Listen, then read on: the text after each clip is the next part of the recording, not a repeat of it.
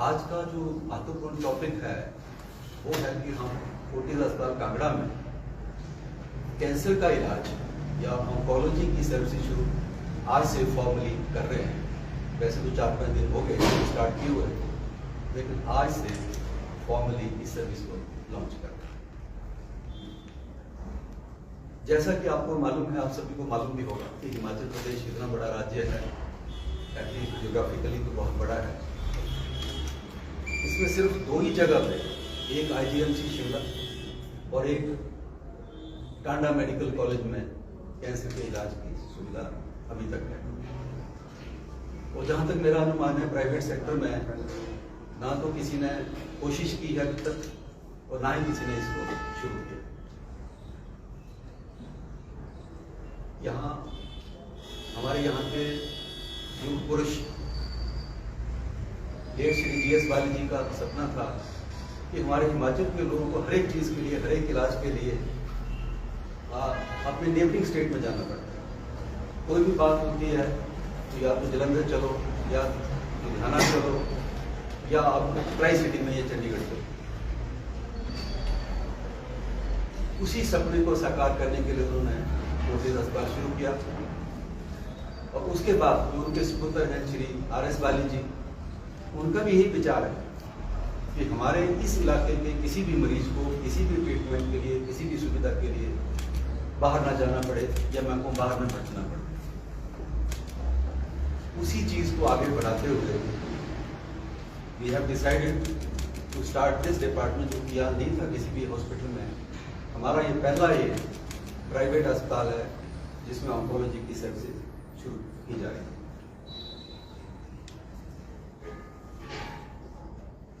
अब I don't know कि इसके ऊपर इतना ज्यादा काम क्यों नहीं हुआ। सरकारें तो कोशिश करती हैं।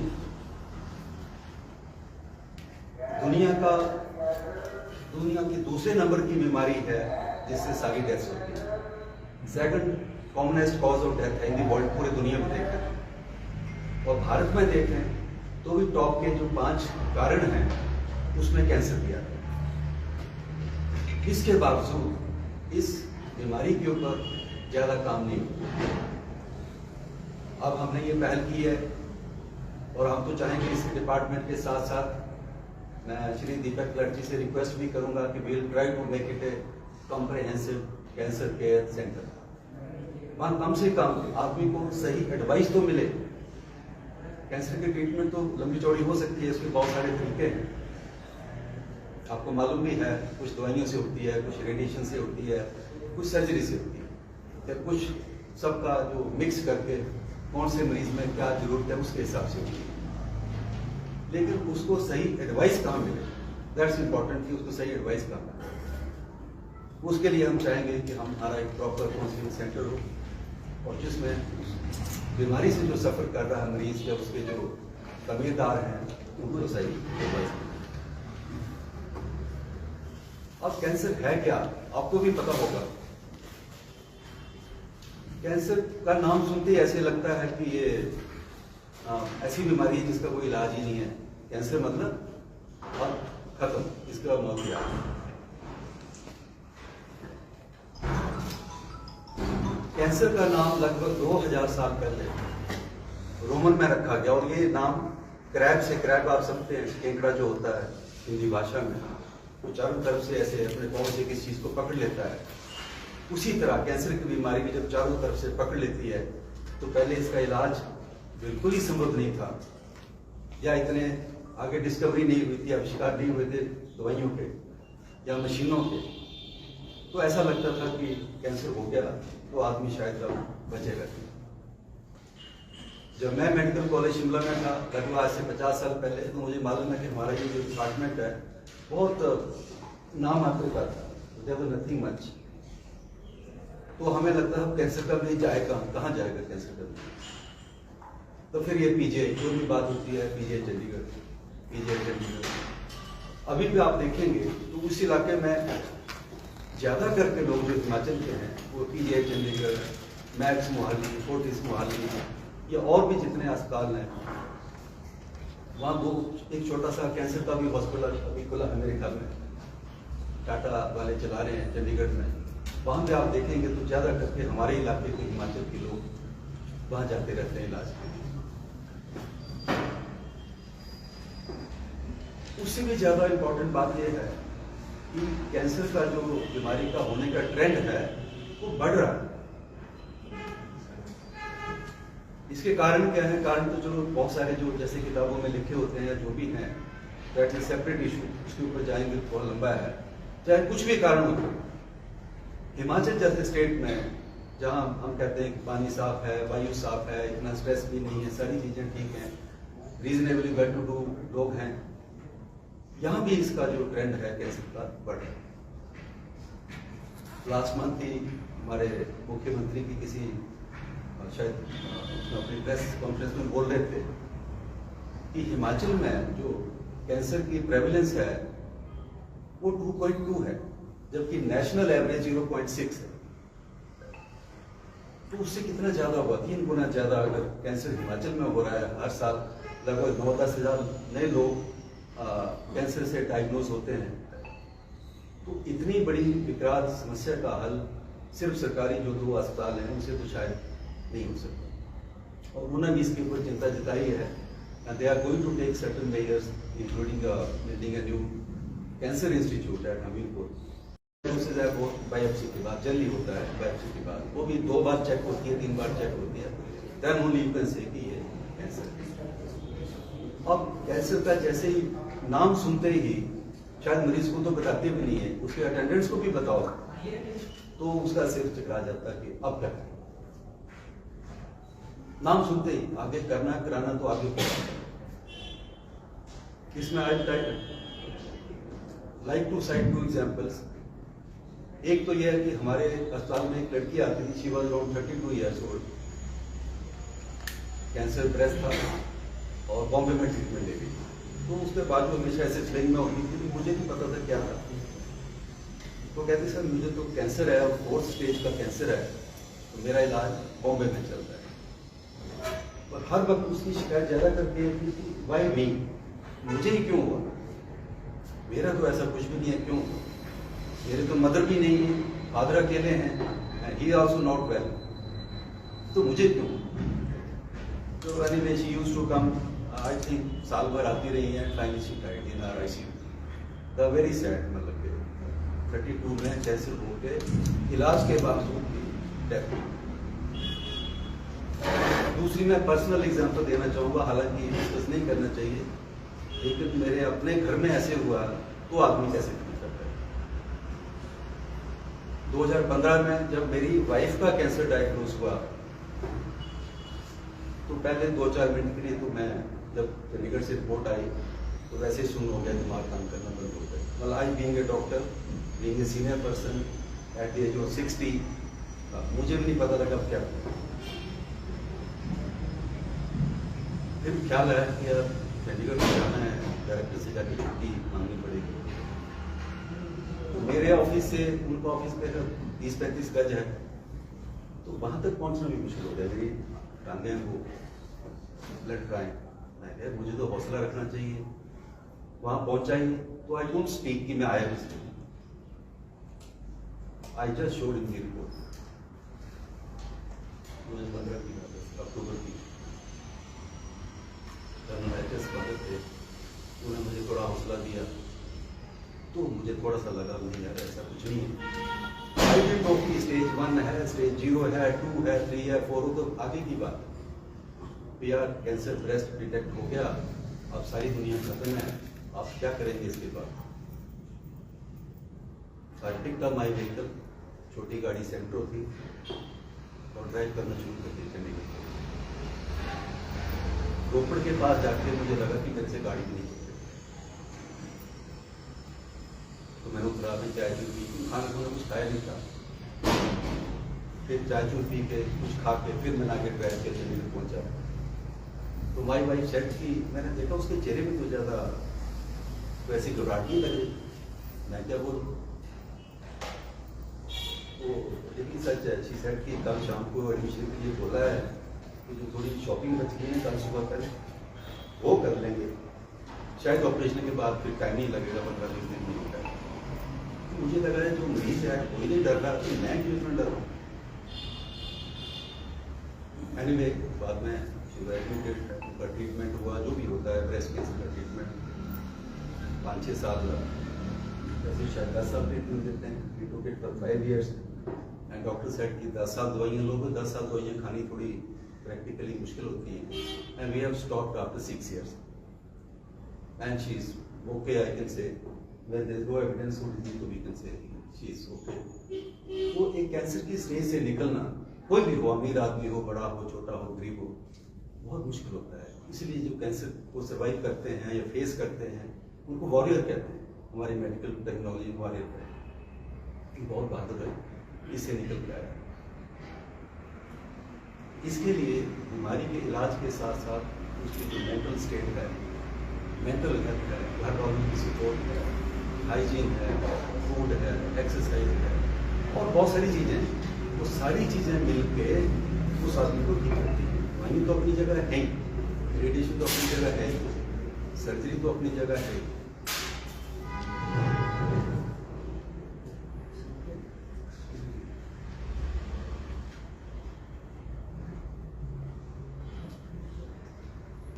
ऐसे मरीजों के लिए उस वक्त सही एडवाइस मिलना वो ज़्यादा इम्पोर्टेंट है मेरे हिसाब से, कि शुरू कहाँ से करें और ख़त्म कहाँ करें और कैसे इसको मैनेज करें। जो खर्चा होता है वो तो अलग बात है, वो अलग इशू है खर्चे। गवर्नमेंट सेक्टर में कुछ दवाइयाँ खरीद के लानी पड़ती हैं तो कुछ खर्चा हो जाता है। When I was in Palanpur, तो एक हमारा फौजी था, उसके बच्चे का इलाज वहाँ चल रहा था पीजीआई या जहाँ की सरकारी सेटअप में चल रहा था, तब तक उसका 14 लाख रुपया खर्चा होता था। तो मेरे पास क्लेम के बिल लेके आता था, मैं तो साइन कर ही दूंगा, तो मुझे तो पता इतने लाख पैसे मिल जाएंगे। Then he sold his land और बच्चे का ट्रीटमेंट किया, उसके बाद पता नहीं बच्चा भी हुआ।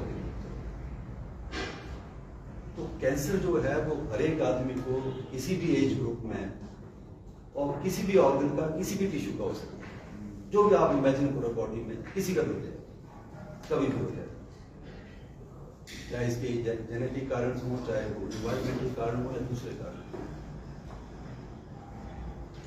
कुछ एक स्टेट्स जैसे हैं, मानो पंजाब का आपको पता ही है, जो मालवा बेल्ट है, बहुत ज्यादा कैंसर है, तो सरकार क्या करेगी, वहाँ एक अस्पताल खोल देगी, बठिंडा हो, सिंगूर हो। होता क्यों है, इसके ऊपर कुछ ज्यादा सोच नहीं जाती कि होता ही क्यों। अब खेतों में अगर वो पेस्टिसाइड डालने पड़ते हैं, डालनी ही है, तो उसका कोई ऑल्टरनेटिव मिलना चाहिए, ऐसा नहीं। पर नाउ आजकल आई थिंक नॉर्थ ईस्ट की जो स्टेट्स हैं उसमें ज्यादा हो रहा है, मिजोरम, अरुणाचल, मणिपुर। आई सर्व इन ऑल दीस 3 एरियाज। तो वहाँ के लोग तो बिल्कुल खुश रहने वाले और ज्यादा समस्या वाले है नहीं, हमारी तरह बहुत ज्यादा वो करने वाले। और ऐसा कोई कारण भी मुझे नहीं नजर आता कि वहां क्यों होता हो। तो इसके जो भी कारण होंगे, किसी भी वजह से चलो हो गया, और ये डरने वाली बात नहीं है। तो इम्पोर्टेंट पॉइंट इसकी डरने वाली बात नहीं है। इसको ये ना समझें कैंसर शब्द आया नहीं, डायग्नोसिस हुआ नहीं, तो जैसे को जज ने डेथ सेंटेंस लिख दिया किसी के लिए, ऐसा हुआ, ऐसा नहीं। अर्ली स्टेज में डिटेक्ट होता है, स्टेज 0 में, 1 में, 2 में, तो इलाज 100% संभव है ही, तब तो कोई ऐसी इशू नहीं। लेकिन अगर स्टेज 3 और 4 में भी डिटेक्ट होता है तो उसमें डरने वाली बात है। बहुत सारे एग्जाम्पल्स हैं, सेलिब्रिटीज के हैं, फिल्म इंडस्ट्री के हैं, और कई एग्जाम्पल्स होंगे जहाँ स्टेज 4 में भी डिटेक्ट होने के बाद they have fought and they have defeated cancer.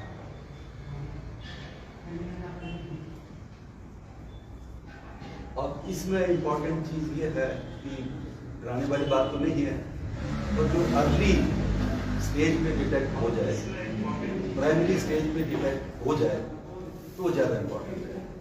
उसके लिए जनता में अवेयरनेस, या किसी भी आदमी में अवेयरनेस होना जरूरी है। हम कहें कि पेशाब में एक बार खून आया, चल आया होगा, अगले दिन तो ठीक हो गया, तो क्यों आया था उसके ऊपर थोड़ा सा सोच करें और अपना थोड़ी सी इन्वेस्टिगेशन करवा लें, तो शायद पहले पता लगे। टेस्ट में लेने के किसी में कोई छोटा सा लंप है, कोई पानी जैसी चीज निकली, खून निकला, कभी एक छोटा सा धब्बा लग गया।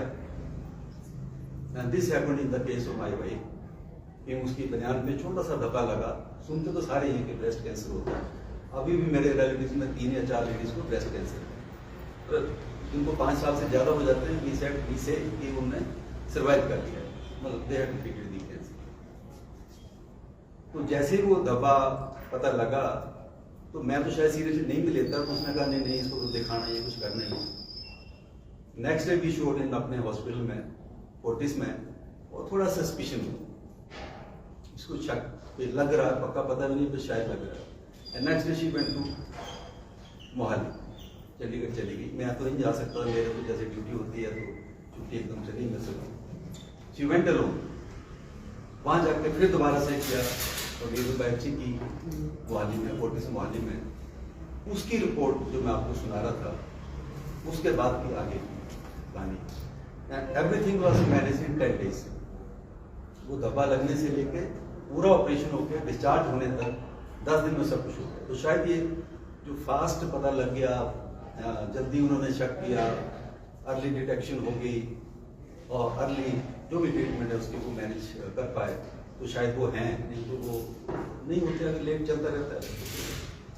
अपने प्रदेश में बढ़ते कैंसर के बारे में एंड फोर्टिस हॉस्पिटल कांगड़ा में हमारे नए कीमोथेरेपी विभाग के बारे में बात करेंगे। हिमाचल में कैंसर की प्रेवलेंस बहुत बढ़ रही है, जैसे कि सर ने बताया। पहले हमारे प्रदेश में इसकी प्रेवलेंस अराउंड 2.2% है, जबकि हमारे नेशनल प्रेवलेंस इज 0.6%। एंड जैसे ही हम लोग कैंसर शब्द सुनते हैं, हमारे अंदर एक डर बैठ जाता है कि इसका तो ट्रीटमेंट है ही नहीं, बट ऐसा नहीं है। इस कॉन्फ्रेंस के थ्रू मैं जनता में ये बताना चाहती हूँ कि अगर इसका अर्ली डायग्नोसिस हो जाए तो हम पेशेंट को उतनी ही लाइफ दे सकते हैं जितनी एक नॉर्मल इंडिविजुअल की है। कुछ कैंसर हैं, जैसे ब्रेस्ट कैंसर हो गया, हमारा ओवेरियन कैंसर हो गया, अगर ट्रीटमेंट जल्दी हो जाए और अर्ली स्टेज में हो जाए तो सर्वाइवल इनका बहुत ही अच्छा है। और हम कुछ सिम्टम्स हैं जो कि हमें इग्नोर नहीं करने चाहिए, और अगर हमको वो सिम्टम्स हो रहे हैं तो हमें अपने डॉक्टर्स को जल्दी दिखा लेना चाहिए। जैसे कि लंबे समय से अगर किसी को खांसी हो रही है, खांसी में खून आ रहा है, महामारी के बाद भी ब्लीडिंग हो रही है, भूख कम लग रही है, वजन कम हो रहा है, या लैट्रिन में खून आ रहा है, तो इन सब सिम्टम्स को हमको इग्नोर नहीं करना चाहिए एंड अपने डॉक्टर्स को दिखा लेना चाहिए। अब हम अपने प्रदेश की बात करें तो हमारे प्रदेश में अभी हमारे डिस्ट्रिक्ट में सिर्फ टांडा मेडिकल कॉलेज है जहाँ पे इंटीग्रेटेड कैंसर डिपार्टमेंट है, जहाँ पे कैंसर का ट्रीटमेंट हो रहा है। एंड कैंसर का जो ट्रीटमेंट है वो जनरली वी नो कि हमारे प्राइमरी केयर, सेकेंडरी केयर, जो हमारे सिविल हॉस्पिटल्स है वहाँ तो होता नहीं है। We need a tertiary care centre where this disease is treated. So हमारे टांडा मेडिकल कॉलेज में अब वो कितने ही लोगों को ट्रीट कर पाएंगे। हमारे we know due to our geographical factors and due to our environmental factors ज्यादा पेशेंट जो है वो टाइमली डायग्नोस नहीं हो पाते। डायग्नोस भी हो पाते हैं तो वो जब वो किसी टर्शरी केयर, जो हमारे यहाँ पे सिर्फ 2 ही IGMC और टांडा मेडिकल कॉलेज, वहाँ पहुँचते हैं तो उनका टाइमली इलाज शुरू नहीं हो पाता है। और अगर वो इलाज शुरू भी ना हो पाए तो उन्हें चंडीगढ़ जाना पड़ता है, या मोहाली जा रहे हैं, अमृतसर जा रहे हैं अपनी ट्रीटमेंट के लिए। अब जैसे कीमोथेरेपी है, तो कीमोथेरेपी ऐसा तो है नहीं कि एक बार लगे पेशेंट को, आज लगेगी। कोई स्केड्यूल्स होते हैं कि वो हफ्ते बाद लगेगी, कोई स्केड्यूल्स होते हैं 14 दिन बाद लगेगी, कोई 21 दिन बाद। तो पेशेंट को अपने घर से बार बार हर हफ्ते में 10 दिन में, जैसे यहाँ कांगड़ा है तो चंडीगढ़ जाना पड़ेगा हर 10 दिन में, तो पेशेंट वैसे ही एक मरीज है, ऊपर से उनको वो ट्रैवल करना पड़ रहा है। तो ये एक बैकफुट रहा है कि हमको यहाँ पे कीमोथेरेपी का विभाग यहाँ पे नहीं है। तो हम अपने फोर्टिस कांगड़ा में कीमोथेरेपी डिपार्टमेंट शुरू कर रहे हैं ताकि हमारे पेशेंट्स को उनके घर में ही कीमोथेरेपी का इलाज कम से कम मिल जाए। एंड अगर जैसे रेडिएशन है या कोई सर्जरी है तो अगर उनको कम से कम एक प्रॉपर गाइडेंस मिल जाए कि उन्हें कहाँ जाना है, कैसी ट्रीटमेंट है, क्या ट्रीटमेंट, क्योंकि ट्रीटमेंट इसका रेडिएशन, कीमोथेरेपी, सर्जरी, 3 चीजें चलती हैं। तो अगर वो यहाँ पे हमारे प्रदेश में है भी नहीं तो क्या गाइड उनको करना चाहिए कि वो कहाँ जाए और कैसे ट्रीटमेंट उसका ले पाए। और अगर किसी पेशेंट का बाहर से कोई कीमोथेरेपी का इलाज चल भी रहा है और वो सही चल रहा है तो हम उन पेशेंट्स को अपने अंडर लेके उनका आगे इलाज जो है वो कंटिन्यू कर सकते हैं कीमोथेरेपी का। एंड जल्दी जो हमारे कीमोथेरेपी वाली जो ड्रग्स हैं, जो ऑन्कोलॉजी ड्रग्स हैं, वो हिमकेयर के अंडर आ जाएंगी। ताकि जो ड्रग्स हमारे प्रदेश के वासियों को जो ड्रग्स है वो निःशुल्क प्राप्त हो जाए और उनके लिए ये ट्रीटमेंट थोड़ा आसान हो जाए और अपने घर में ही उन्हें ये ट्रीटमेंट मिल जाए।